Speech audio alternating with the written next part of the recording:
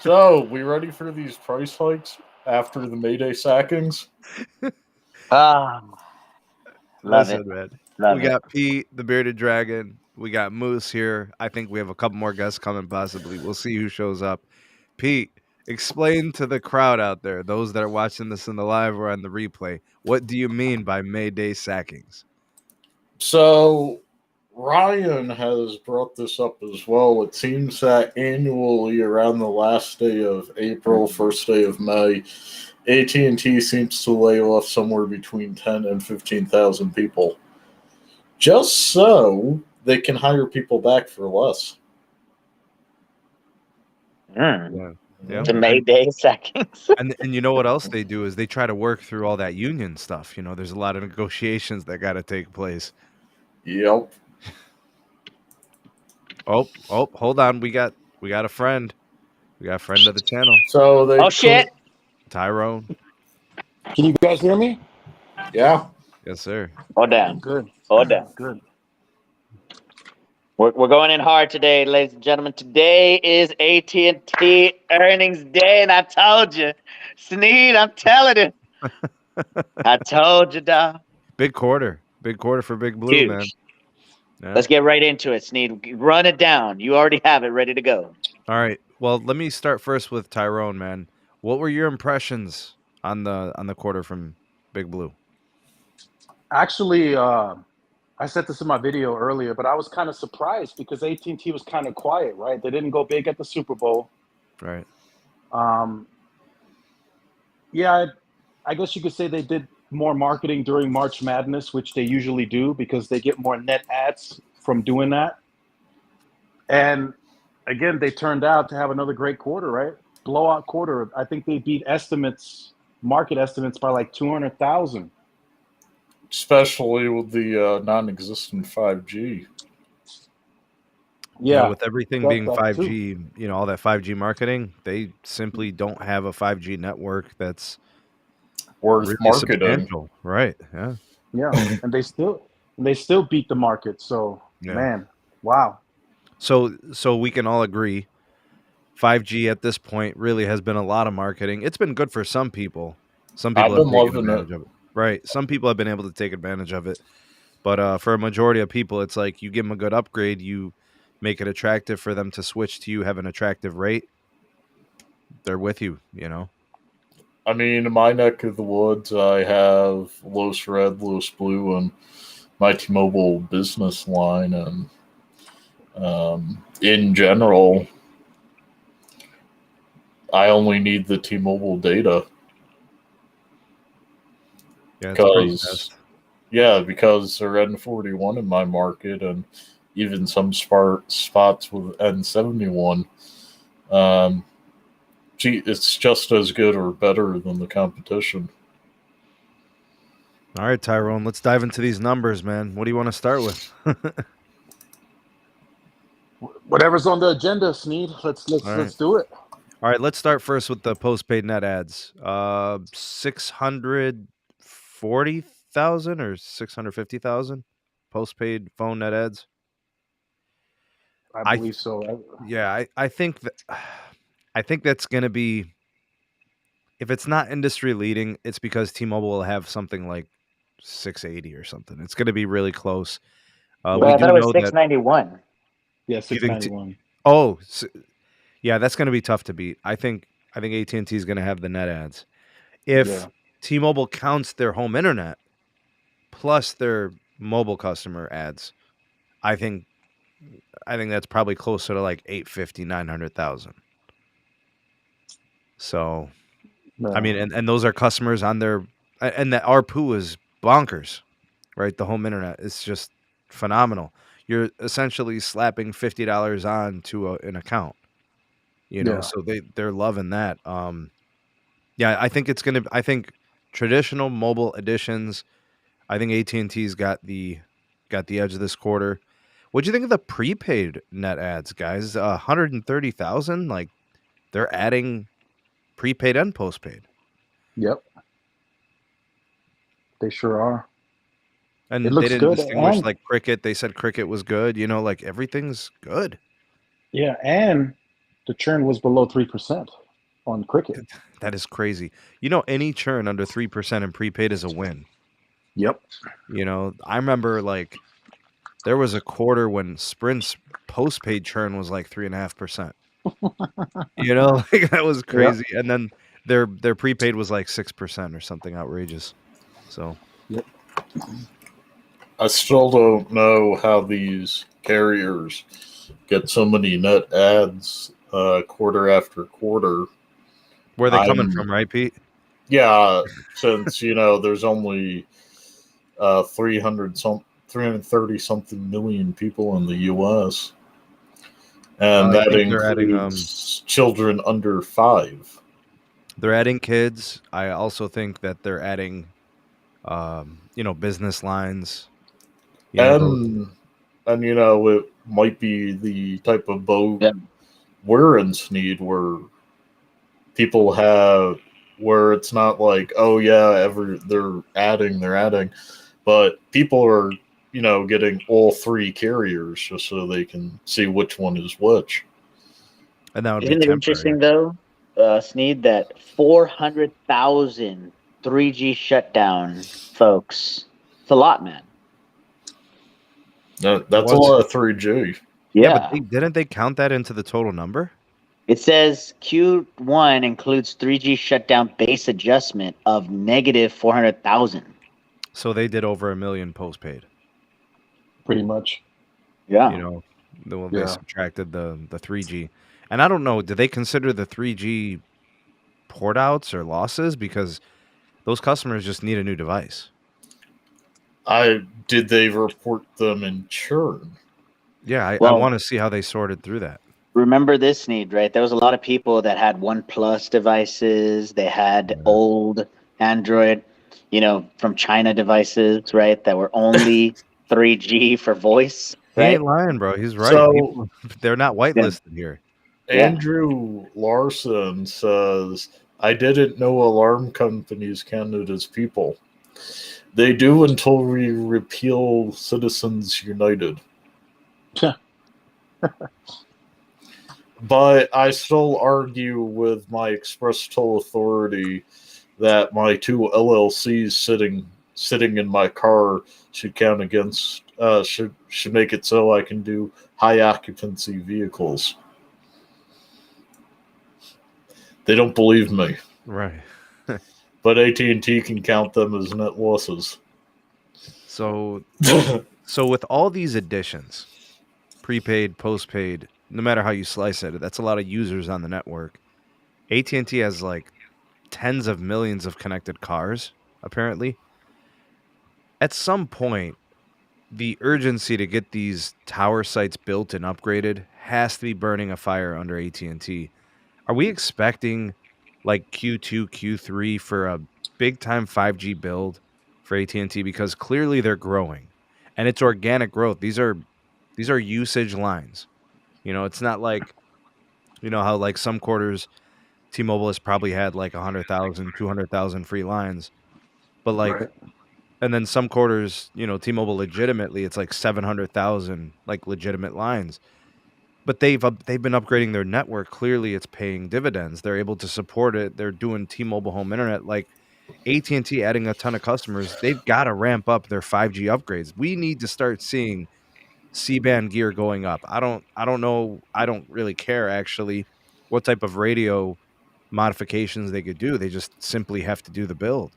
Put it to you this way, T-Mobile has been doing such a good job in my market upgrading their network that $165 to put my plan on Business Ultimate is actually looking like a reasonable proposition. So where I'm and where I was kind of coming from with this, Pete, is like all this growth, all these users on the network, and they didn't really want to talk about the network build. I don't really remember. I mean, Moose, chime in. Tyrone, chime in. Is there something I missed? Didn't they not really want to speak to the 5G piece? So I'll speak on that briefly. So I watched the entire earnings call. They were during the Q&A, Sneak, they were asked one question about the wireless network. That was it. One That's question. incredible. That's 60-70% of the revenue Yep. is wireless. Nobody asked about millimeter wave. They didn't ask about density. Nothing. Nobody asked about the real pressing issue. When are they going to decommission the telegraph?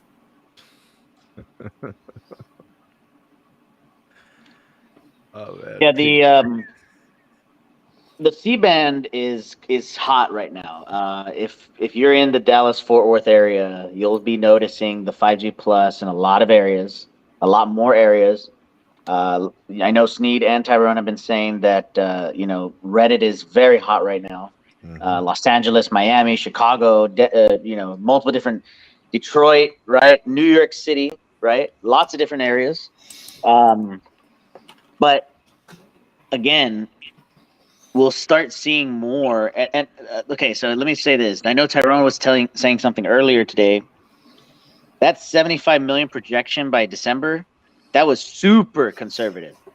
Super conservative. Yeah. I think Shouldn't they be closer to like 125? it might be 100. It's probably going to be 100. Yeah, it's probably going to be 100. I think more people could stomach that. 75 just to say you have the whole year essentially, right? Like even if you started your build in January, to do the whole year and get 75 million pops would have been kind of disappointing. So, Yeah, especially when you're at your peak years of investment. oh yeah, that's right, Tyrone. 24 billion this year, 24 billion next year. Yep. Yeah. By the way, go ahead. Yeah, so essentially, Stanky said this during the earnings call. He was asked a very good question. He said, supply chain, and he kind of worded it a bit different. He says the OEMs are more focused on the North American market because it makes them more money. It's more profitable. So so they're willing to give them the equipment. yeah, they're kind of prioritized. So Stanky was hinting that he has enough supply to fulfill the guidance that they have. He didn't really say they're going to beat it, but he said he's on target of hitting what they want to do. So we're going to start seeing C-band probably ramp up very, very, very quickly in the second half of the year.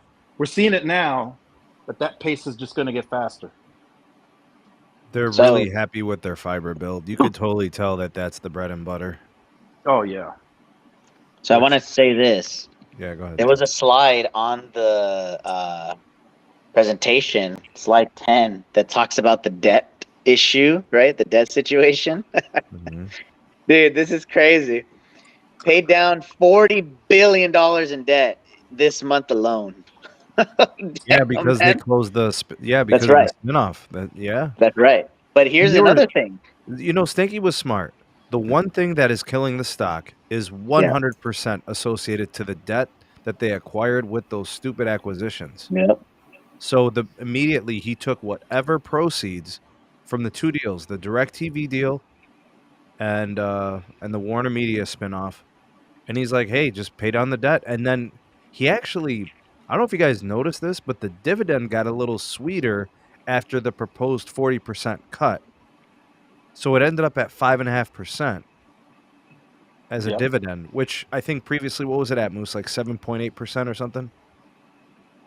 I have no idea, honestly, on that one. So I think the dividend is still pretty juicy. It's still way ahead in terms of like industry average. T-Mobile doesn't have a dividend, and I think Verizon's at like they're right around this 8% or something like that. Like that's crazy talk, man. They got to pay this debt. Yep, they got to pay it down. So here's something else that I wanted to just bring up really quickly, right? Welcome to the show, Dennis. Yes. I thought it was a 9:30 start time. You text me 9:30. Oh, my bad, bro. Man, maybe I messed that up. Hey, real quick, guys. While Dennis gets settled in, Gelbert Entertainment chimes in with a $5 super chat saying, "Nothing but love for everyone here. Hope everyone has a good night, and I'll be back soon.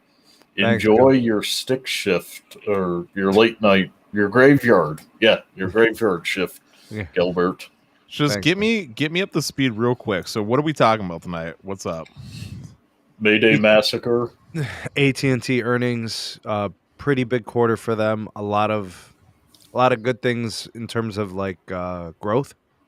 Oh, AT&T has been growing pretty consistently. We have our concerns about the network. We have our concerns and reservations about the build for 5G, the C-band specifically. I think Moose was going to allude to more of the financials. Did you want to speak to it, Moose? Go ahead. Yeah, there was I'm trying to get the number. I think you mentioned it in one of the videos about the AT&T Mexico. Even AT&T Mexico is growing, right? Yeah, it was. Who called that? Somebody called that. The Mexico? Yeah, if you remember, I said I think AT&T will put more focus on Mexico, and somebody was saying that in Mexico was a monopoly and that AT&T should sell it off.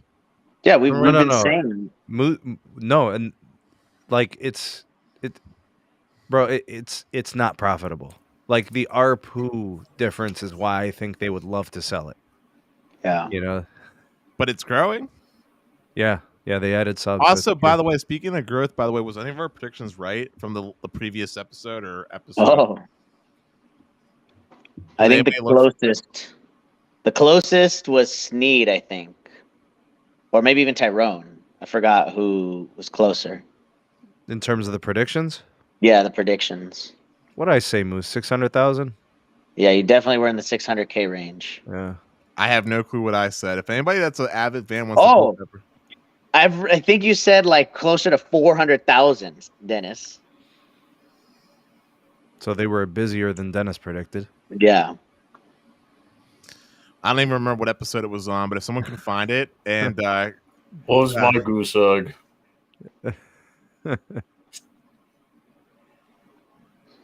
You'd have to go back and check the old. It's probably from a few weeks ago. By the way, Steve, I wanted to ask you. Oh yeah, go ahead, Moose. If the ARPU of fiber is at $60, what does that mean to you? Is it really that high? Dude, that's high, man. Jesus. Wow. To me, it means they're using lower quality herbium to deploy their network. So we may find some. Pete's got talking about that in Mexico. Yeah. We may find some rust in the line.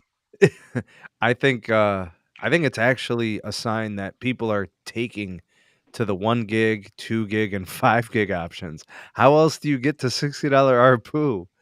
Oh, you're talking about just in the US here. I mean, maybe there's a big conversion on AT&T Elite on the Elite side. He's talking about fiber. Oh, you're talking about fiber, Moose? Yeah, and by the way, they did in Mexico, right? I got it here. And by the way, the ARPU for Mexico is only $6.62. God damn. See what I mean? I'm telling you, dog, if they could have, they would have sold it yesterday, dog. Maybe to Liberty Modem like Puerto Rico. What was the motivation to even get in that? You should have saw. Hold up. Let me just say this, right? Mexico is huge when you think about all the folks that travel from the border cities to Mexico. Damn, even New Jersey people go from New Jersey to Mexico every year. So go ahead. But essentially, you're just saving roaming costs potentially, Correct. And that might even be cheaper than running a whole network. Well, like again, right? It's about economies of scale, right? Like you own the stuff the same way that you own the fiber, you own the network over there, so you're roaming on your own network. So it's not, you're not going to be spending a lot of money, you know. And by the way, so they did 141,000 wireless net adds for Mexico. That's essentially the same as their prepaid business here. Yep. I mean, they put prepaid business in the back. They don't even want you to know that it exists. You have to dig to find the prepaid business at AT&T in terms of retail. Well, going back to the fiber, AT&T's lowest tier is what, $40? Yeah. Okay, and you have to rent their modem or you have to rent the router, which is what, 15? Right. It's $55 now, their lowest tier. Okay, lowest tier is 55. So 55 Yeah. plus the router rental, which is No. It's all included in the 55 now. 55. Okay. Okay, so $55. So if your lowest tier is 55, you figure a good chunk of people are probably gonna at least get the middle tier, which is like $10 more, 65. Yeah. So there's your ARPU. Yeah. Does that include the entire Uverse lineup? Oh, no. Copper. It's just fiber. Yeah. But there you go. But I'm saying, Sneed, there's your ARPU answer. If it includes all the DSL and everybody, the ARPU is 56.66 on page really 9 of the good, financials. Man. It's still really good. I don't even get what the whole idea behind decommissioning the copper. Like these people are paying money, so whatever. The short answer is because the actual operational cost to maintain that copper and like replace all the stuff that's exploding on the poles is more expensive than just decomming it. Yeah, correct. Yeah, Dennis is right. It's easier to decommission that footprint and put them on fixed wireless access. It'll save them money.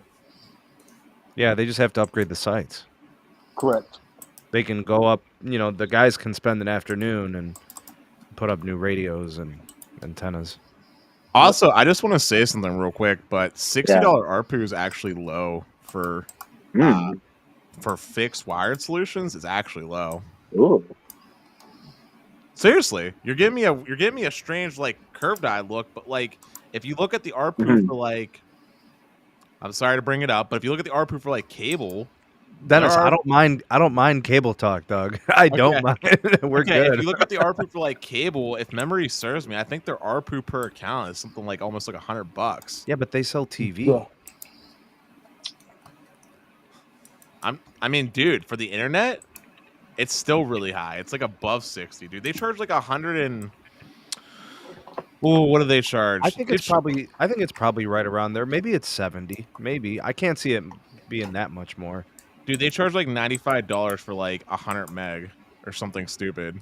Like once you're off promo. Right. And there's a lot of people that pay that price. Yes. Yeah, you're right. That's true. And I literally, before we got on the podcast, I told Moose that T-Mobile's charging too low too.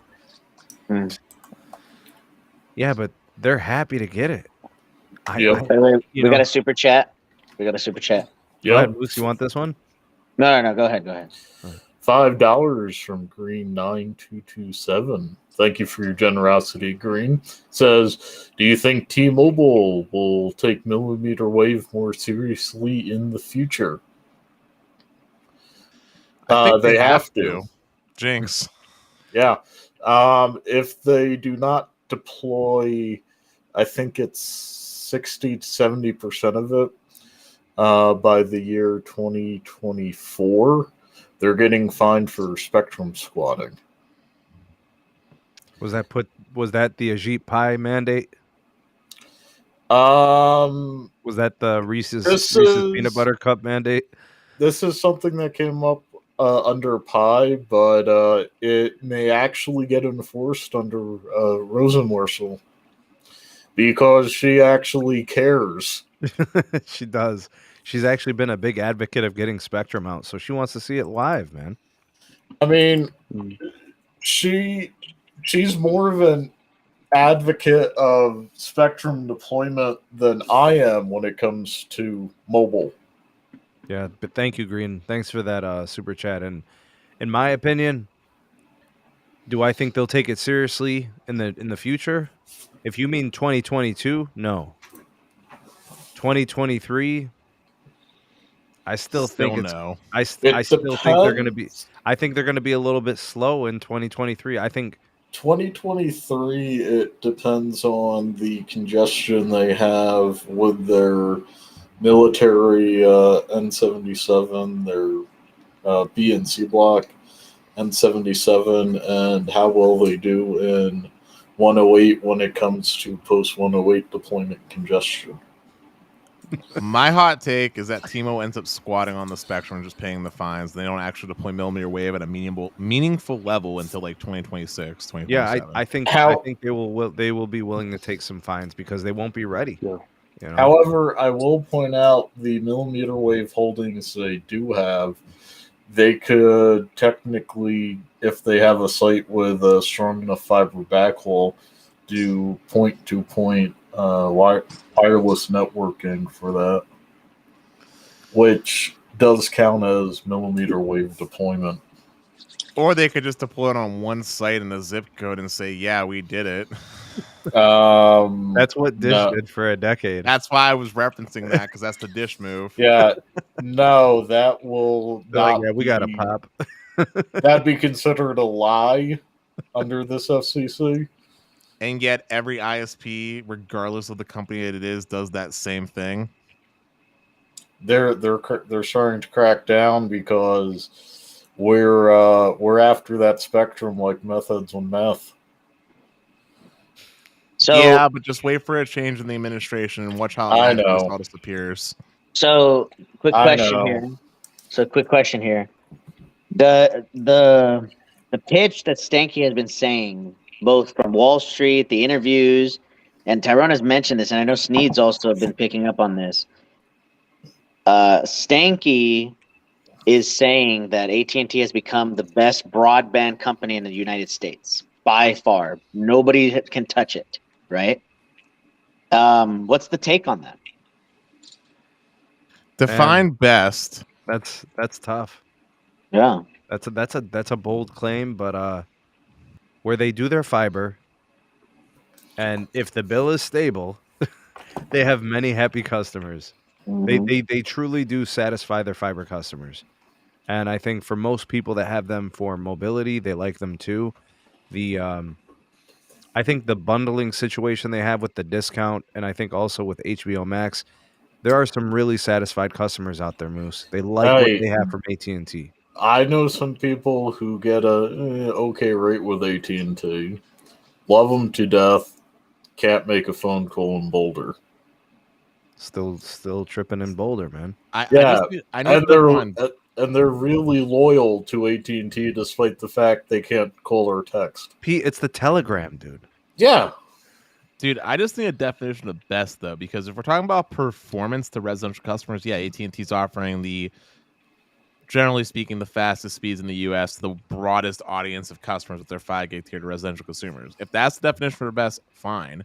If we're talking about the actual overall experience, the fact that AT&T forces you to rent their router and doesn't do an ONT type solution like a Fios does, I actually would put as a demerit, because their router is quite limiting. They don't make it easy to put into bridge mode, and yeah, it's just weird. Honestly, if I want to give the best moniker to somebody, and it has to be a privatized company, it can't be say something from Utopia, I would probably give it to Google Fiber.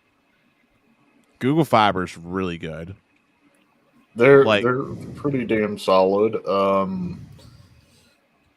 Not as great as mine, but they're so good I would consider moving to Westminster if I had to. Well, I used the caveat it couldn't be a public company like yours. That's why I was saying. Yeah. I would give it to either Google Fiber or, honestly, Verizon Fios. Dude, Fios has been great now. Now that it's fixed. Fios is great when it's done right. By the way, shout outs to Troy Hicks with a $2 super chat. He apparently sent Sneed an email with interesting information. Looking at it right now, buddy. Is it worth pulling up on the stream? Not if he says it's private. Troy, is it private?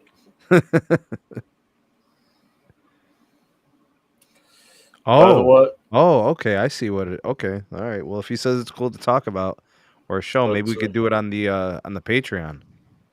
We're doing a Patreon stream today on top of things. No. I'm talking about later, maybe this weekend. Okay, I was about to be I'm down to keep rocking. What's 12-hour days? But that's something that says, "Hey, I'm young and foolish." That's what 12-hour days are. Oh, well, that's every day for Dennis, but okay. Anyway, sorry for getting sidetracked, but yeah. I don't know. AT&T is definitely solid. I definitely wouldn't complain about their fiber product. It's definitely really good. I don't know if I'd call it the best, but it's up there. Well, we keep missing Tyrone. Moose, do you think it's just they're just trying to brand themselves as the premium home provider kind of thing? That's what I'm thinking it is. As soon as this gigafiber, because a lot of people, even people that I didn't expect to know about this gigafiber thing, people are like, gigafiber. I'm like, what the fuck? Anyways, the problem is that when you say the best broadband provider, I think what they mean is the best fiber provider in terms of price. And yeah, there is that one caveat of the bridge mode. But for the average consumer, not the power user, I don't think they even know what the hell bridge mode is, or AKA IP pass through. Yeah, but Moose, the person that's going to buy 5 gig internet is not the average consumer. I.e., the person that buys 5 gig internet is going to want to be able to use their Ubiquiti Dream Machine Pro or whatever. What did Roger Etner say to you about fiber speeds, and actually about any speeds? They equate it to some measure of quality. Exactly. So the customers that don't know about speed are just going to get the best, period. Depends on the price, too. Yeah, well, that dictates whether or not they take the service, right, Tyrone? Yeah. That's right. Yeah. That's right. Your average consumer is going to buy the cheapest thing that's offered by the ISP, period. Yeah. Are they going to do a $20, a $19.99, 150 meg plan on the fiber? Ask Tyrone the question, Sneed, about the Stanky comment. John, the CEO of AT&T, John Stanky, said, AT&T is the best home broadband provider. Yeah, he said they've been saying that since the analyst day, and they're saying America's best broadband provider. They said that today. They didn't say fiber. They said broadband overall. Yeah, because they want to let people know they still have copper. Mm-hmm. Exactly, which they do. Do you think, Tyrone? Do you think that leaves the door open for a little bit of fixed wireless access action? Yes. I mean, I know they don't really want to do too much of it because they really want to focus on fiber, but why else would you frame it that way? Yeah, he talked about, he threw a lot of shade at fixed wireless access today. They asked him during the Q&A, they said, what about suburban urban for fixed wireless access? Stanky was like, no, but hell no. He's like, I'm not. Yeah, you can't deploy that on an LTE network. Yeah, well, that too, but he did say even with C-band, as that opportunity presents itself, he says no. He says the internal team has run analysis and they're saying the usage increases. It just doesn't add up. He's like, crazy. He says, I have no offloading for my wireless network at all if I put fixed wireless access in the urban core. It's going to slam my network. I mean, he really said that. It's about a 10-minute segment. Yeah, right. But here's the thing. How is Verizon and T-Mobile's math different? They are clearly willing and able to take on the challenge. AT&T is clearly unwilling to do it.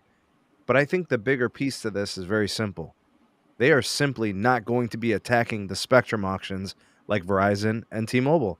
Expect Verizon and T-Mobile to go really hard in these upcoming 6 gigahertz, 12 gigahertz. They're going to be the ones highly involved because they know they're going to have it. Here's the difference, Sneed, and me and Moose talked about this behind the scenes. T-Mobile just announced they gained 1 million total subscribers on fixed wireless access, right? The math becomes very basic. They charge $50 per customer, so now they made, 50 million gross from that? How much of that are they going to have to invest back into the network if the network does slow down? They're going to start getting into the negatives because now they're going to have to build small cells. They're going to have to use millimeter wave. If the usage is going to increase, they're going to have to spend outside of what they're spending now. And I think Mike Siebert mentioned that during the analyst day, that if they need to invest into millimeter wave, they will do so. They're going to have to. These analysts are not wrong. They're saying 7 to 8 million is going to be 200 million postpaid customers. That's insane usage. Tech Life, I'm gonna agree with you and give out a specific. It costs, what was it, Sneed, about $12K a millimeter wave panel for Verizon? If you're the owner of the whole shebang, you're probably looking at between 15 to 20,000 with permitting. Okay, so you're looking at 15 to 20K with millimeter wave panel. In a given area, like if you're having them around high density areas and high density buildings, there's a chance you can recoup the cost for install and setup and all that within a year. You're not wrong about what you're saying. However, I will just say, in order for T-Mobile or any wireless network to keep up with demand, it's not just like millimeter wave panels is one answer. Like that's one part of the equation here, but there's more that goes into it. Like they're gonna need to go upgrading every part of the network down to the very core. And honestly, if I had to give like a rough like Dennis estimate with like cost in the back of my brain processing here, T-Mobile's basically gonna have to spend 4x the cost of whatever amount of revenue they get from gaining fixed wireless customers. So you use the example of 50 million. T-Mobile's gonna have to spend 200 million then just to Jesus. meet demand and be able to support future growth. Yeah, Unbelievable. exactly. Dennis is right. So at that point, is AT&T really that bad by making a one-time cost, deploying fiber to the house, and then it's done? They can support the usage. No, there's nothing wrong with it. I mean, they multi-purpose their fiber. They sell enterprise grade fiber. They sell commercial grade fiber. They run fiber to tower sites. Their fiber is everywhere. So I mean, I have no problem with them focusing on fiber to the premises. All I'm saying is that there are situations in which they can run a single fiber line and then broadcast from the tower site. They can create the capacity to connect several miles of capacity, because that's what this boils down to. There are parts of this country where AT&T might be willing to run one single fiber strand across a stretch of 20 miles, but they'd be unwilling to do it fiber to premises where there's a house every mile. But they could get that from a single tower site. They could cover those 7 miles. So like there has to be situations where they explore it. I'm with him on the urban suburban. Actually, I'm with him on the urban. Suburban has its position for fixed wireless. I really do believe that. Because Cox ain't doing it, and some of these other cable ISPs, I don't know, whoever, they're not responding until they get pushed. Those customers are free agents. People are begging for T-Mobile Home Internet. People are begging for Verizon Home Internet. So there's a market that exists. My ISP doesn't do contracts. I'm a free agent, but why would I shop anywhere else? But you know what I mean, Pete, like the Cox of the world, the cable companies of the world, these people would love to leave if they had an option. I'll tell you this much. If I had the option for Verizon, AT&T, or T-Mobile fixed wireless, compared to Comcast, I probably would have told them, I'd see you on Highway 61 and pick up the fixed wireless at the fiber. Wouldn't you try each of them though, Pete? Oh yeah. Yeah. I think you'd be doing your due diligence there. So yeah, Tyrone, I agree. I think part of what Stanky is saying is right. Why create an unnecessary strain when they're the fiber company, right? Yeah. That's exactly. And Dennis is right too. They're going to have to invest more than what they're making. They're going to have to, even if they cut off the neighborhoods, right? Let's say, okay, this sector is packed. We can't add any more. There's still going to be usage increases. The households are going to add more tablets. They're going to get refrigerators.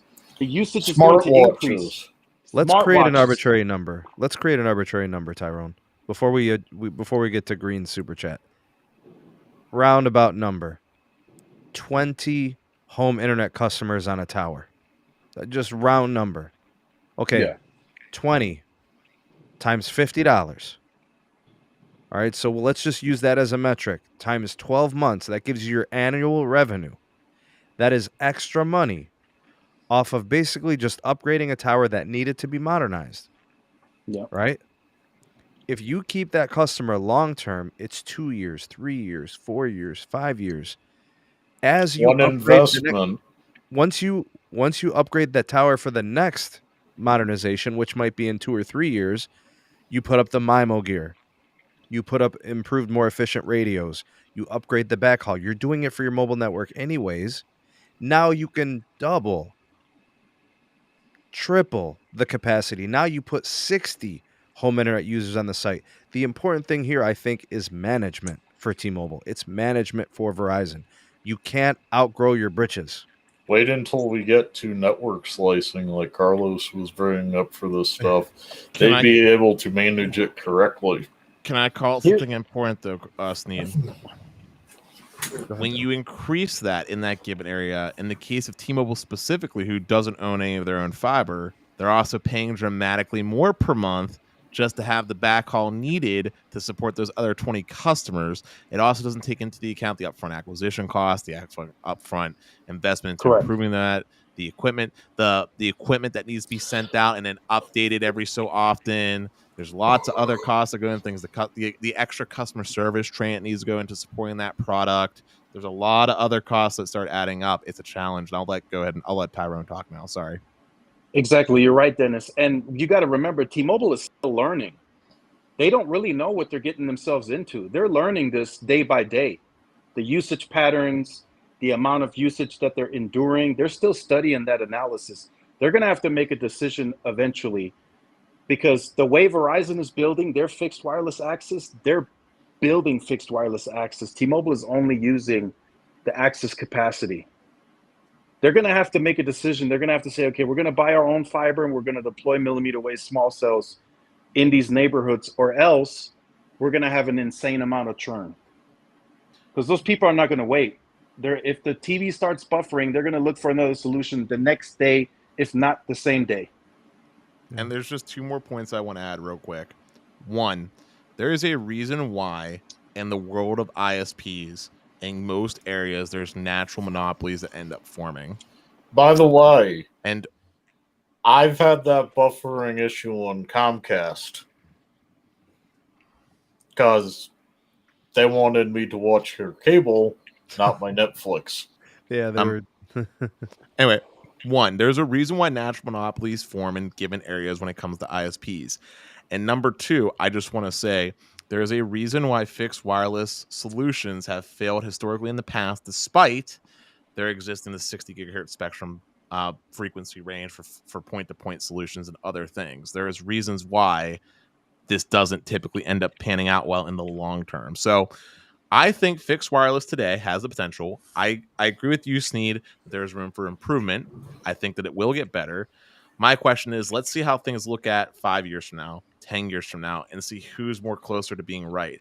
My prediction is at the end of the day, the only thing that can satiate everyone's demands and needs and hungers when it comes to the internet is going to be fiber. I think fixed wireless, if anything, is a Band-Aid, similar to how satellite had its golden days for TV and is now dead now today. I see fixed wireless sort of being that way as a home internet replacement. I could see Verizon literally tapping out at 6 or 7 million fixed wireless access subscribers unless they take to the millimeter wave product. That's the key player. I could see T-Mobile hitting 7 to 8 million without, millimeter wave build substantially, and then they would just tap out. Like, they literally couldn't create enough capacity. And if they're going to run into churn. Right, if they do a substantial millimeter wave build, I think it opens them up for a couple more million subs, but they'd have to become fiber owners. Yeah. And that's not easy to do. And, we think they're flirting with the idea, right? They have the pilot program. They're reselling pilot fiber in New York and Manhattan or whatever. They have layer 3 fiber in DC. Yeah, they have a couple of things going for them, but it's quiet, and we don't know their plans, and who knows, and that's man? Conversations 5 years from now, I mean, who knows what's going on next year? I'm telling you, Lumen, they have to merge with Lumen. There's no way they're going to be able to just... Yeah, T-Mobile. I have 50 shares of Lumen waiting for that. Yeah, I have 100 shares. They have to buy, or Lumen has to buy, or there's going to be just a merger of the two companies. Because I'm telling you, no way T-Mobile is going to be able to get all the people necessary for their fiber build out, the contractors, right? We're talking about, let me just explain this really quickly, okay? The contractors for wireless are a dime a dozen, okay? And what I mean by that, we got the Uzbeks straight up from Uzbekistan coming over here to do it, okay? You know why? U.S. store has more than potato. We got the Uzbeks, we got the Russians, we got everybody coming over here to do builds. They went to Japan to do their build. They went to South Korea to do their build, right? Now they're here in the United States to do the 5G build, but it's different doing the fiber build because there's only two ways of doing it, either through poles, right? Pole to pole, right? Hanging the fiber, which is horrible, or digging it. And digging it costs 10, 15, who knows how much it's more expensive because you have to get permits and you have to get the company to drill it. Digging costs tenfold. Now, mind you, ditch diggers can be unionized. Exactly. So we're talking about it's going to be more. Let's address the super chat from Green. Yep. Thank you for the super chat, my friend. Have one of you guys found millimeter wave on T-Mobile? Yes. We have it. The legend exists. It does. Outside the Flamingo and Vegas Boulevard. Jinx. That's where I saw it too when I was in Vegas. And I've tested it outside of the Cleveland Clinic. I've tested it outside of Jacobs Field, aka Progressive Field, aka the Guardians Field. I don't even know what it's called anymore. Guardians Field. It's Progressive Field. Hey, Moose, do you see AT&T trying to snap up Lumen? Why? Well, I mean, it would make sense, right? If you want to become the best broadband provider, AT&T doesn't technically have a monopoly like Comcast would have issues, right? Because, see, Comcast tried to buy Time Warner. Remember that? I remember. Right? And that was straight up monopoly, like straight up. Did they already have NBC Universal at that point? They did. So you're buying a same type of company, right? Wireline. It's not a vertical merger like a different company, but that was straight up monopoly. The FCC was like, nope, this is not happening. Now, in terms of AT&T buying out another fiber company, I think there are potentials of buying out smaller fiber companies. Like, for example, there's some in the rural, quote unquote rural, Kentucky, Tennessee folks, right? The fiber there. Hey, even Google Fiber. I've always thought that AT&T could easily buy Google Fiber as an opportunity right there. But they were busy buying all that other media stuff. I think the next purchase. Okay, go ahead. I think the next purchase AT&T makes to expand their footprint in a much needed state is going to be WOW. I think they buy them and they expand in Florida. WOW Cable? Yeah, I think they buy them. They have a significant fiber footprint in those parts. Because they're up for sale. I don't know if you guys know. They are up for sale. They are totally up for sale. They're definitely up for sale, but I see Cable having more interest in acquiring WOW than AT&T having interest. Yeah, but Cable already has an existing presence in the same places. Yeah. But keep in mind this, guys. AT&T would only buy a company that has the right of way in the particular municipality because they want to have control of the right of way. You know, like the manholes, the poles. If the poles are infrastructure, exactly. If they will not buy a company that does not have easy access to the infrastructure, like the manholes and the poles. They want to be able to go into a place and have instant access to build. What did I tell you from the beginning a long time ago? That's all I gotta say. You're telling me that's all I gotta say. Will buy up a municipality so it can deploy fiber? No, they will buy whatever company has the right of way to build the fiber the quickest and fastest and the cheapest. The cheapest, as we all know, is through the pole over the air of the pole to pole, right? Aerials. Right, aerials. Yeah, exactly. That's the fastest and cheapest, and literally, like, I saw it happen before my eyes. It only took 2 months, and an entire community in Southern California through overhang got lit up in 2 months from start to finish, and boom. They started in January, they got lit up in March. Done. I'm not a fan of pole-to-pole fiber deployments because the wind blows kind of funny. You're losing a third of your connection speed. That's why they can't do it here. I was just laughing because I was picturing AT&T buying electric companies, just AT&T Electric coming to you.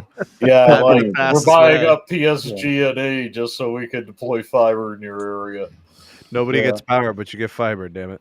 Yep. Hey, that would be a great way to improve their ARPU. Get the electricity too. You get electricity, you guarantee the electricity on so they can get the fiber, and then you cut the electricity half the time. Can we address two things that one, Tyrone brought up, but secondly, I wanted to bring this up. So the first one is CNN Plus is dead. Thankfully, it's dead. And two, Stanky was throwing out bombs today, man, in the earnings call. Straight up bombs, man. He was on record. He was on record, straight up shading Netflix. And Tyrone, go ahead on the Netflix. Yeah, he was, man. That guy went crazy. He threw shade at Netflix. He told one analyst, he's like, "What the hell are you gonna do with sub 100 megabits a second speed when talking about fixed wireless access?" So he was just going in. HBO Max buffers on my gig down. It's crazy. Yeah, that is. Can we talk about what Ryan posted? Because Sneed, I was jazzed when I texted you. Can we touch that? Yeah, sure. 1 second. What would T-Mobile do in the case of rural customers when they reach capacity? I think they just densify in that instance. I don't know how much they're gonna do millimeter wave in rural America. I think maybe co-locating on a Dish site might make more sense, or a Verizon after 108, we may be seeing a bunch of N41 in rural locations, so they may not need the millimeter wave, given the density of some of the areas. All right, I'm looking for the. It's the first comment. Does anybody know anything about Xfinity's hollow fiber? And yes, I do. I shared a tweet on Twitter about it when I saw it posted by Light Reading. Send it to me too. Sneed. Yeah. Hollow fiber has got this man excited. So let me ask the panel real quick. Who here is familiar with hollow fiber? Just a show of hands. You sent it to me, so yeah, I know more now. What is hollow fiber? Not familiar with the term. All right, so hollow fiber. So there's this startup company, okay, that came up with a new fiber design where literally like the core. So normally you have solid glass, right? Well, they have a hollow core inside the solid glass and like separate other holes for the different beams of light. And they've enabled it in such a way where the light can actually pass through air, which is faster than passing through just solid glass.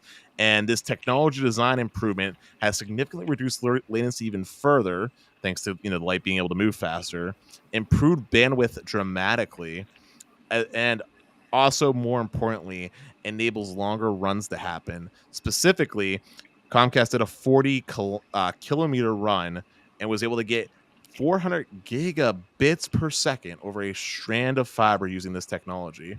Singular strand. That's nothing. The Japanese have done 100 kilometers at 1.36 tera. Was that with a singular strand or multiple pairs in that strand? One strand. Damn.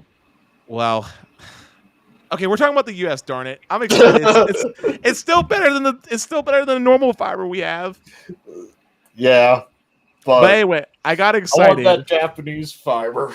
Well, listen, the reason why I got excited, though, is because in that report, Comcast is the one that's going ham on it. They're talking about using it for their DOCSIS, which I find hilarious because the DOCSIS in this case would be the 4.1 that will kill the fiber to the home by giving you quantum entanglement connections. But still, the fact that this design choice here, and we have AT&T who's hardcore focused on deploying fiber, I'm twisting my fingers and hoping it gets used more because it might mean improvements in latency when I try to stay connected to West Coast servers. Moose, do you know anything? Is AT&T going to be using this new tech? What was the new tech again? Just the light thing? It's the hollow point fiber. I think they are. I don't know if you guys remember, but Bell Labs. Do you guys remember Bell Labs? I do. Right. AT&T still has a research and development firm under AT&T, like technology development, right? So they are still doing some high tech things, right? That's where the birth of the like multiple different innovations come from. So yeah, I believe that there are a lot of different innovations in the pipeline. For example, one of them is reducing the amount of repeaters for boosting the fiber, right? Long distance. That's a big one, right? To make sure that the light can travel further with less booster, right? So that's definitely interesting. Can we talk about the AT&T exec team right now? Tyrone, are you hip? Yeah, I mean, there's a big shakeup coming to the company itself internally, and it's you know, a lot of this is just corporate lingo, is what they say. A lot of executives are going to be labeled as retiring, but you know, a lot of people are in the know that they've been kind of pushed out because AT&T is going to merge major business units into one instead of running them separately. That will be ongoing. We should know more about that publicly over time. I'm going to say this unpopular opinion, but they're doing that with Warner and Discovery. Yep. And you're just talking about media stuff. I mean, this sounds to me like there are probably redundancies that are going to be eliminated. There probably is going to be some shifting of responsibilities, and it's going to lead to a little bit of a leaner company with less CEOs. Way leaner. I mean, different people are going to take different roles. Everybody's going to be shifted around. I mean, it's going to be a pretty big change. Well, I mean, if they keep firing 10,000 people every year and it's not changing anything, they're probably like, maybe we should stop paying all these executives. Yeah, that's what they're figuring out now too. You know, that you don't need 6 people to run the same report. You know, Tyrone, can I say some names and see if they resonate with you a little bit? Yeah, sure. All right, we have Ann Chow, who is the chief executive officer of AT&T Business. I believe she's been with the company for a while. So her situation is officially a retirement, but again, the writing was on the wall. She probably knew what time it was. She saw the way that things were going, so she just gracefully is going to be out of her position. So now if she's the business CEO and there is no replacement of that CEO, then that means they're going to fuse, you know, 2 departments together and just have one CEO over both of those parts. Business and commercial. Consumer, I guess. Yeah. Yeah, so the consumer mobility and business mobility are going to merge into one. Yeah, and they're going to cut the costs. You don't need to pay a multi-million-dollar salary to a CEO that you don't need. Correct. How about this one? Scott Mayer. He also officially announces his retirement. Yes. Ooh. All right, now he is the president of network engineering and operations. So he's the wireless network guy, right? Yeah. He's essentially what Neville Ray is, correct? Correct. Yep. Okay. And all of these are long-term senior executives, by the way. Oh, they've been there for decades, man. That might be how you cut some costs. Yep. Consolidate, you know, the job description and then bring in somebody younger who won't make as much. Exactly. Give them some non-voting shares, too. Oh, yeah, and then dilute all the other investors. And the thing is, too, you know, cut their healthcare benefits. But see, some of those guys are going to get big severance packages, man. Huge. Yeah, I think so one of the guys... They hire the replacement, have them fill 2 roles at 33% the salary. They get the severance covered in 2 years. So how about this one, Tyrone? This individual is responsible for strategy and development which sounds to me like kind of the brains behind the whole. Here's what we do next. Here's what we do after that. Here's the 5-year plan. Here's the 10-year plan. Yep. Steve McGaw, he's gone too. Oh, he was a big one. Oh man, he was part of a lot of stuff. The last thing that he saw he was through with the was company he was with the company for the Singular deal. Yeah, he was.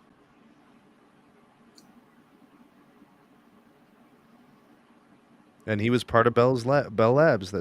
So he's been around forever. I must say, Bell Labs was great in the beginning. Get 4 people around and develop Unix. Some good stuff. I'll tell you what, man. He was a big piece of the whole merger acquisition stuff, dating all the way back to the Singular days, through the 2011 failed merger with AT&T and T-Mobile, and he was there for all that media and DirecTV stuff too. So he's the last thing he was there. The last thing that he looked over was to make sure that Warner Media was going to be spun off, and he said, "I'm out. See you." Yeah, I mean, he did what Randall told him to, right? Pretty much. Randall said, All right, "Buy DirecTV." He said, "Yes, sir." Make it work. How about Rasesh Patel? Also leaving AT&T. Wow. That's the EVP, man. Yep. There's a big people. All these people have been there for 20, 30 years, dog. So does this mean they'll start with cryptocurrency in the TikTok? Yeah, Bitcoin, man. Yeah. That'd make the company even worse, in my opinion. Okay, so there is one thing about John Stanky we got to talk about, man. He likes the Bitcoin? No, worse than that, Pete. He buys things with Bitcoin. He said that he's not happy about the direction that wages are going. At a time where you have inflation up the wazoo and people have to pay more money for their necessities. And AT&T bill. Yeah, he's pissed about having to pay higher wages. Could you be any more tone deaf to the economic situation? Like, people are paying more than ever to fill up their tank of fuel, to buy their groceries, and here you are telling them, I really wish I didn't have to pay these wages. If he could get away with it, he'd pay $7.25 an hour for a ditch digger in Texas. It is crazy because I don't see him lining up to take a pay cut.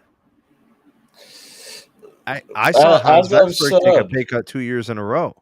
As I've said, a good head of a company will go down to $1 in the lean times to ensure future prosperity. Unbelievable, man. I couldn't believe he actually said that aloud. I mean, I don't know. Maybe because he's talking to a bunch of rich people, he felt like he could do that. But honestly, man, your frontline workers, I don't hear AT&T announcing they're going to give people $20 an hour. Store workers working on commission to hook iPhones. Right. Listen, 2 things real quick. One, AT&T frontline workers should get together and go on strike and demand higher pay. First, they're negotiating with unions right now, Dennis. But secondarily, Verizon's bump to $20 pay isn't actually as good as T-Mobile's, because if you actually read their actual announcement in the fine print, for commission-based workers, which most of Verizon's frontline workers are, it's $20 when accounting for commission. T-Mobile was just a straight up $20 bump hourly off the rip. So T-Mobile and then commission. So out of all the telecom providers at the moment, T-Mobile far and away is paying their frontline workers the best at the moment. Wasn't that a merger concession, though? I don't believe so. No, in fact, it wasn't, because that $20 pay bump happened, just last year, right? Literally just last year. But didn't they say they'd be keeping jobs and upping wages? They said about keeping jobs, but they didn't say anything about wages that I'm aware of. Okay, well, Good on them for bumping wages. Listen, I am all for empowering workers' rights. For any Pennsylvania workers, I'd also argue that you should be writing your lawmakers to have it be a law that we actually, as adults, are required to have a lunch. Because, fun fact, our state doesn't actually guarantee a lunch break. No, regardless of the amount of hours that you work, it's all up to the company if they decide that they want one. So, Dennis, in my state, if you work 6 hours, you're guaranteed a minimum of 30-minute lunch break. Yep, that don't exist in PA. Now, in New York, if you work 7 hours, you're guaranteed 30 minutes lunch paid. Oh, that sounds incredible. What do you guys think? Is there anything we may have missed through all these details? CNN, Chris Wallace is going on HBO Max, right? You know, CNN, he was the only reason why people were doing CNN Plus. Bro, the the CNN Plus thing is a failure.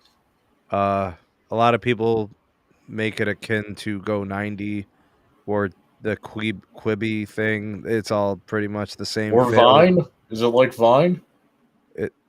Wasn't Vine a couple of years? I don't know. I feel like Vine lasted over a year. Let's track down a kid in the audience and have him tell us how long Vine lasted. Yeah, but hi, I'm a kid. I thought Vine lasted for a couple of years, like 5 years. Right now, right? What? Yeah, but I thought Vine lasted for 5 years before it shut down by Twitter. And then it became what? TikTok took it over. Right? Yeah. Well, then it became Musical.ly, which became TikTok. Yeah. All right. I think the biggest thing by a Chinese company. Sneed, I think the biggest thing is that big changes are coming. You know, it's a totally different situation, right? There's a lot of stuff happening, and they're trying to flatten the company, right? They're trying to reduce red tape, less people at the top, so that more, decisions are faster, streamlined, and quicker for the consumers, you know, the businesses and the consumers. Well, who's reporting tomorrow, Moose? What do you mean? Verizon. Oh, yes. Yes. Big Red. Okay, Moose. Yes. You want to do an update to your prediction? So okay, hold up. Let's reiterate the predictions from last time. Okay. We all were in agreement that Verizon is more than likely going to post another negative first quarter just like last year, right? The analysts agree. Everybody agrees. I think I disagreed, if I remember correctly. Okay, do you still disagree? Now that you've seen the first of 3 numbers or 4 numbers, because we haven't talked about what was AT&T's actual growth? Could you remind me? 691,000 postpaid phone net adds. Yeah. Okay. F it. I'm gonna stick to my guns. I'm gonna say Verizon does see a small amount of growth. Like 50K, or what is it? Yeah, like 50, maybe 100,000. Yeah, I'm with Dennis. I'd be absolutely shocked if they cracked 100,000. I was thinking they'd be just slightly over flat. I got them at like 50,000. I was about 50K wireless combined with internet. So if the analysts are correct, Sneed, you're going to be shocked. What do they got them losing? 50,000? They got them losing, I think, like 150,000 postpaid phone net adds. Net adds. 150,000 in losses. Yeah, enough in phone net adds. Net losses. Holy crap. Yes. Okay. Yes. All right. Well, I mean, well, the Verizon outage actually doesn't help them with that, considering that happened yesterday, and I'm surprised you guys didn't talk about it. It's interesting you mention it because we know that the outage impacted West Coast, but traditionally speaking, West Coast is a T-Mobile, and actually it's a T-Mobile. Moose, you're wrong. It did primarily impact West Coast, but places in the East Coast were also being impacted. Philadelphia specifically was affected. Chicago, which is central, was affected. Detroit was affected. Yeah, but it wasn't a complete network outage. It was calls. The texts were working and the data was working. It depended, man. It was texting was impacted to some degree as well. Oh. The only thing that wasn't impacted was data. But so hold on. So keep in mind what I'm about to say, right? Anything that happens right now will not impact the previous numbers that are already in the books. You know what I'm saying? Yeah. So whatever happens, remember the hack that T-Mobile had in 2021? It really didn't impact them until people started switching during the iPhone launch. Yeah, it was like the perfect storm. Yeah, it was terrible for T-Mobile. And People by the way, love switching for free phones on 48-month bill credits. by the way, I just want to mention one last thing here in terms of the AT&T earnings thing. Both on the earnings and in the interview, right, with Wall Street or whatever, Wall Street Journal or whoever he was interviewing with, he reiterated that telecom, not just AT&T, is getting heavily impacted with the 8.5% inflation.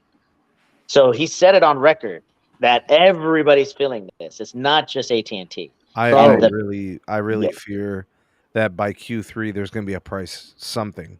I got a question for you guys. Could you see on an AT&T bill around the Mayday slaughters having an inflation, just the line item on bill saying inflation adjustment fee? Yeah, I mean, I don't look, Pete. If that's gonna happen, it's soon. Yeah. I mean, we're just 2 weeks away. Yep. And they want to raise price and cut staff, so. So if they did that, if they cut another 10,000 jobs, and they try to reduce the amount of unionization, across the country, and then they add a surcharge of some sort. I mean, how do you see this? They're going to leave the plans alone and just add a fee at the end of the bill, like they did with the payroll, like they did with the property tax and payroll tax. It's crazy, man. Hey, Sneed. I know you were watching me and Stetson go live, and we were talking about how T-Mobile brought back unlimited backup storage, if you remember correct. Yes, sir. On Google Yes, Photos. I was super jazzed about that. Here's a hot take. What if AT&T, instead of doing just raw price rise for nothing, actually does some type of service that both serves the purposes of increasing their revenue like they want, while also making customers more sticky, like say how Verizon has their own cloud-based storage. Maybe AT&T proposes some type of solution like that with, say, like a partnership with, say, Microsoft and OneDrive, as an example. Or Dish with AWS S3 storage. I mean, that would do more than, anger, because AT&T right now I feel like is like in this like let's build goodwill with our customers, keep them loyal, and just kind of raw raising prices for no reason kind of feels like a big slap in the face, especially if it's some BS fee. I mean, it was like, last year we were literally talking about how AT&T was supposed to be getting RIV tax and fees last year. If you remember, we were talking about that as a rumor. How do they do that now? Right? They're talking about raising prices or adding fees. I don't know however you want to frame it. They have to toe this line very carefully. This is something they're going to have to navigate with caution. The customer is sensitive currently. It doesn't matter if they have an iPhone or not. Doesn't matter. They will not take kindly to a fee, whether it says inflation or it says property tax number 2. They're not going to care. They're going to be pretty bummed out, and who knows, maybe it causes them to move elsewhere. And what's interesting though, hardware that the grass isn't greener. What's interesting though is that unless you look at your bill like a hawk, a small increase like $5, $10 is not as noticeable as a 50 or 40 or 100, right? You get what I'm saying? Yeah. That's why I'm willing to bet that there's going to be very few people actually noticing, even though they will be notified in multiple different ways. The mailers, the emails, all this will, Moose, my fear is that this resonates in the industry. AT&T becomes the floodgates, Chacha, we already talked about this. I already anticipate that it's going to happen. So and do that I. every carrier is going to be increasing pricing. And the first one to increase it, the most desperate one, guess who it is? The damn thongs, man. I'm telling you, the damn thongs. They need desperate increase of ARPU, desperately. The carriers have done everything possible in their creative minds to raise ARPU.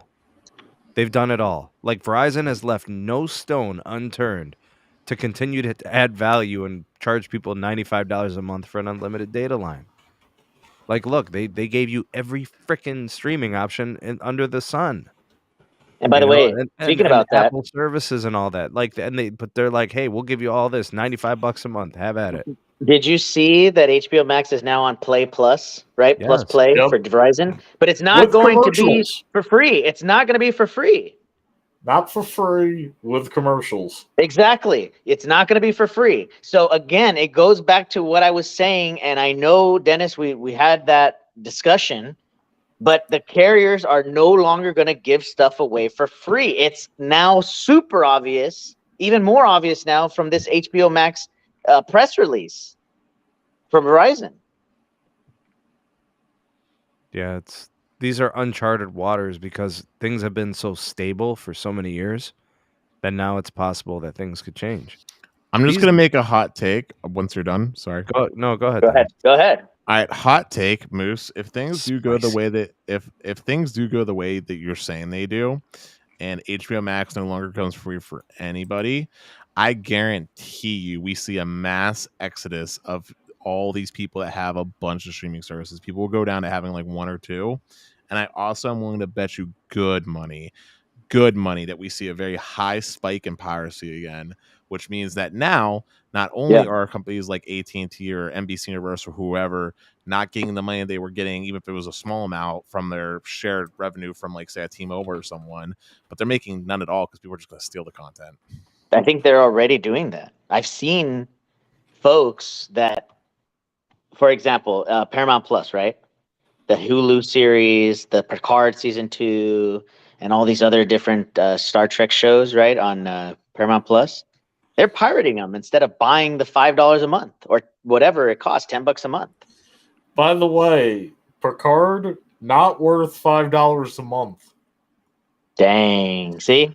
Yeah. South Park. I'm an avid South Park lover, and I love the pandemic specials that were going on Paramount Plus, but I refuse to pay $5 a month for Paramount Plus just for one episode of one series I like. And by the way, the new Batman is on HBO Max. And I should mention this right now.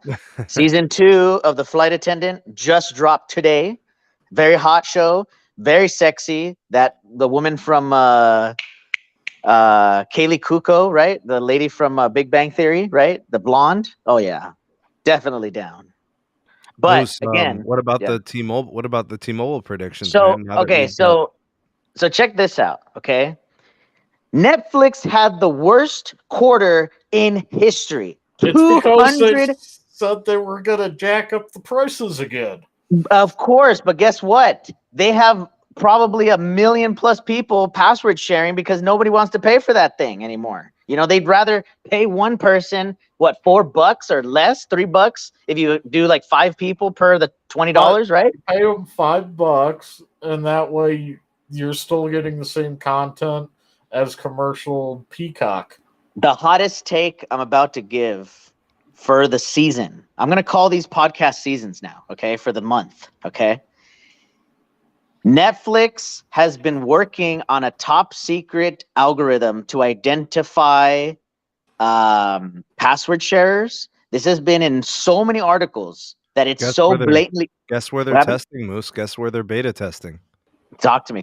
I know that you know this. It's Costa Rica, isn't it? In Cuba? It's South America, man. Yeah. So I'm telling you right now, Netflix is going to lock it down based off of IP and MAC address. Okay, they're going to be doing both. Circle me back to T-Mobile, man, because we got to get to this. Yeah, T-Mobile is, in my opinion, after looking at the AT&T numbers and our anticipation of a slow Verizon quarter, this would be, in my estimation, a big quarter for T-Mobile. T-Mobile, I think, know that the home internet is a smash. T-Mobile is probably going to do between 700 and 800 max 800. And if they're lower than 700, they have failed for the quarter. I'm telling it right now. If they do not hit 700,000, because Verizon was giving up smooth.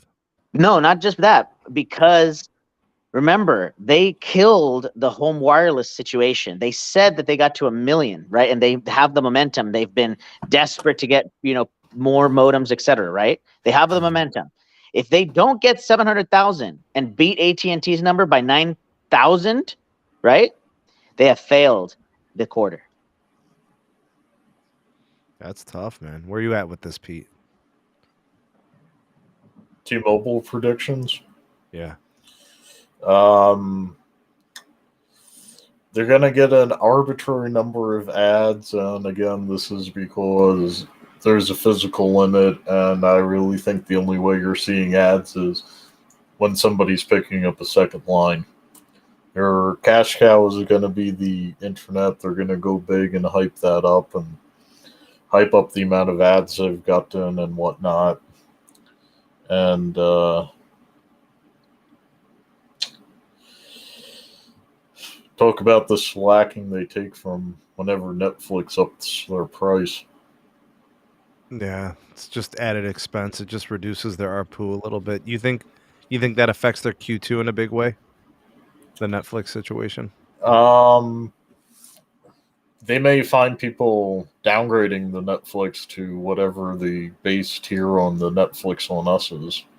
Gotcha. I don't see their giving out of ITV Plus or Paramount Plus anyway for a year trial. I don't see that impacting any ads or losses or whatnot. It's more like more content. I did take advantage of the ITV, by the way, for the year. Hey, quick question. Yeah, my brother did too. That base essentials from T-Mobile that came out this quarter, right? It's going to sell like hotcakes. That base essentials, I forgot that this base essentials Netflix on Us is not included. Taxes and fees are not included. Yeah. So you effectively you're losing value, number one. Number two, in some states like Florida, the cost of doing business there in terms of right? The taxes and fees there are huge. So that New $45, York, Chicago. Yeah. So you're gonna see markets where the taxes and fees are not large, the base essentials selling like hotcakes, but in the markets where the taxes and fees put you within $7 of base Magenta, they're not going to see any ads. Quite frankly, I don't think they should be promoting base essentials or essentials in those markets, because when doing the price comparison, customers would just feel ripped off, paying more for a lesser experience. Dennis, jump in, man. Tell me your prediction for the Magenta. Are we including the home internet ads in this? Just clarifying. Oh, that's up to you. You can frame it how you like. Well, if we're just talking raw phone ads and nothing more, I see T-Mobile probably adding about 4, maybe 500,000 net phone line ads. And then if we're including home internet in this mix with the net phone line ads, I'm pushing them at 1 million. Okay, so we know that the home internet added 350,000.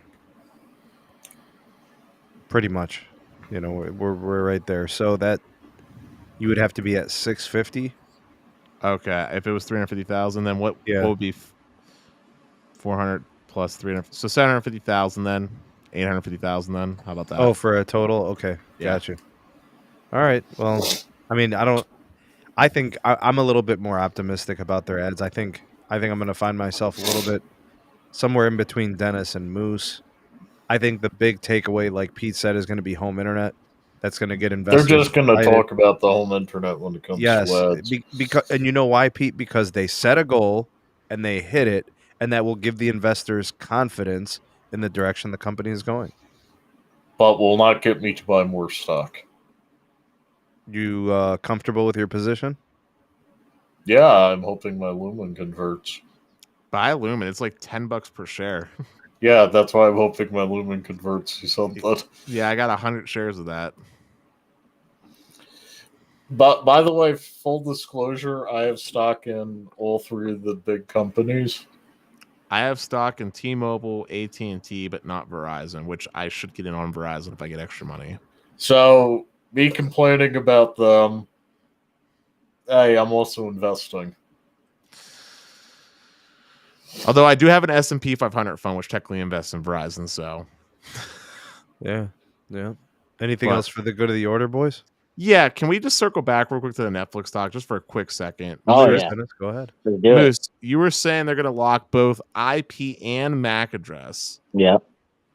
Okay, how is that going to work? Because even if you just lock it to, like, if you just lock the IP, people put Netflix on, like, multiple devices in their house. My phone, my smart TVs, my Roku has a different MAC address. How are they exactly going to manage that? Well, so go ahead, please. Go ahead. When it comes to IP, everything on your Wi-Fi has the same IP address. You just access the content through a different port. It's called a network address table. No, I understand how that works, but I'm talking about the MAC address portion. So check this out. The MAC address is also outward, is also the one that shows up on your last hop router before the modem or ONT. So just to give you an idea, okay, this is the same way that DirecTV Stream implemented it a couple months ago, where you can have 20 devices within the same household, but you can only have 2 streams outside of the household at a time. And they removed the feature to add a third for $5 or $10 more bucks. I have YouTube TV and I have unlimited streams in my house, and 3 people outside of the house can use it. So what Netflix is going to do, because they're so desperate to retain as much money as possible, is that there's going to be a maximum of profiles, right? Which I believe right now is 5, right? Or 6? 5. You can have 5? Okay, 5. 5 profiles, aka 5 different devices. Well, actually, you can only have 4 streams at a time, right? That's simultaneously, right? So 4 simultaneous streams at a time, 5 profiles total. Thus, technically, you can only have 4 different IP addresses at a time, aka 4 different devices at a time. Yeah. Well, and with devices, we're referring to routers. So, but here's where this gets tricky. How about when I'm not on my router? Like the whole thing that made streaming service so great is that I could literally watch my content legitimately anywhere I went, pretty much. On my phone, with the cellular, with my router, at my parents' house. By the way, I loved Layer 3 on my cell phone. So, like, I want to ask, like, if I use it on my cell phone, right, and I use my cell phone data, does that ding one of my IP addresses that I get to have just because I use it on my... Yes. So then if I go and watch it on... So if I switch carriers because I lose service with, like, say, T-Mobile and switch to AT&T, that's number 2 MAC address. MAC address. Because you have the same MAC address regardless of carrier. Yep. Okay, so it's looking at my device. Okay, so 1 is my phone. It's going to eat up an IP. Then 1 is my house. So that's 2. My parents' house would be 3. Yep. And then if my mom uses her phone, that's 4. And if my dad wants to use his phone, he's just screwed. He's screwed. So one of those IPs needs to drop, and then you have to essentially rotate. But I'm telling you, man, this is happening, and it's going to happen fast and quick. And by the way, there will be another price hike later this year. I have confirmed it with my guy that works at Netflix. And I'm probably going to drop that like a ton of bricks and resell Office 365. There's no reason to have Netflix anymore. I was saying this from the beginning. Go ahead. That's an increase every quarter. Yes. They are not profitable anymore. They are losing money. How many people do you think they just lost? I know how many they lost. They lost 2.7 million. But this is so stupid because these changes... Here's the thing. the people that were sharing the passwords weren't going to buy Netflix to begin with. And these changes are just going to piss off more people that were willing to pay Netflix, because now you're literally making the experience worse off. Dennis, I'm going to say another thing. I've been known to share my Netflix password with family, and I can have 4 streams at the moment because I have the 4K plan. Same. And some family members use that when their children have saturated their Netflix stream. So if they want to watch Netflix, they sign into mine. What I don't So get... in this situation, it is all users in a household saturating the screens, and another user wants to watch it, so they have to go to a different account. What I don't get, though, is like the simultaneous screen limit already does its job in limiting like how much a password it can be shared, right? So there's no point to go this extra, like you're purposely making the experience worse. Someone pointed out it makes it more cable-like. I mean, they're not using money if I'm paying for 4 screens and on average 1 or 2 people are watching it. So we have a super chat from Green here. Yes. Thank you so much for your generosity with the $5 super chat, Green. He's wondering if any of us know when Verizon will be doing carrier aggregation with their N77 and their millimeter waves. I think we could expect it early next year. It's going to have to happen on an SA core. Yep. And we're expecting that at the end. Yeah, so S23. X23 Plus for Ultra. Yeah, S23. If you're on AT&T. Yeah, it's going to happen on the S23. Why can't it happen with the S22 Ultra? Does it not support it? You're not paying enough money. It does support it. It does have the ability hardware-wise. But you're not paying enough money for a new phone. Come on, B. I think personally that's the AT&T way, Sneed. Samsung, man. Sneed already knows my quarrel with Samsung. Yeah. But Samsung is just, it's up to Samsung if they have enabled that carrier aggregation of N77 plus N261 and or N62 or N262. Right, or N262 and N2 or N5 or N66. Those are the 5 different combinations. Yep. By the way, shout out to Stephen Smith dropping a $5 super chat saying nothing, but thank you for your generosity, Stephen. Thanks, Stephen, and thanks to everybody who offered super chats tonight. So, Sneed, yeah, I'm going to roll out the super chatter names. Yeah, do that, please. We got Gilbert Entertainment, who's asleep because he's working graveyard. We got Green 9227, who I believe sent out 3 or 4 of them. Troy Hicks threw in a super chat to let you know about an email. And lastly, we have Stephen Smith here. Thank you so much, you 4. Thank you all. Appreciate you guys for supporting. Big shout out to Tyrone for stopping by tonight. Thank you to Moose, Pete, and Dennis. Shout out to Pete's channel, moderators, if you can put a link. He has been going live occasionally and dropping some content. And slowed down after getting the puppy, but... Right. And then Dennis?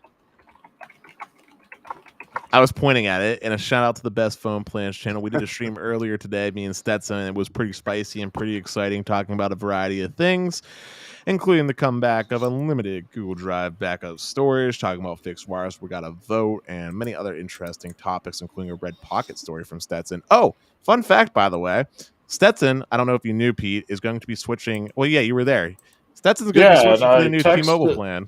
I texted him. I told him we should do it in store or Costco. Just asked to go around my around my availability. Yeah, so make sure you guys subscribe to the Best Phone Plans channel and hit the bell notification to see Stetson port his main number over to T-Mobile's base essentials plan and follow the experience on that. And I may be with Stetson when he does that.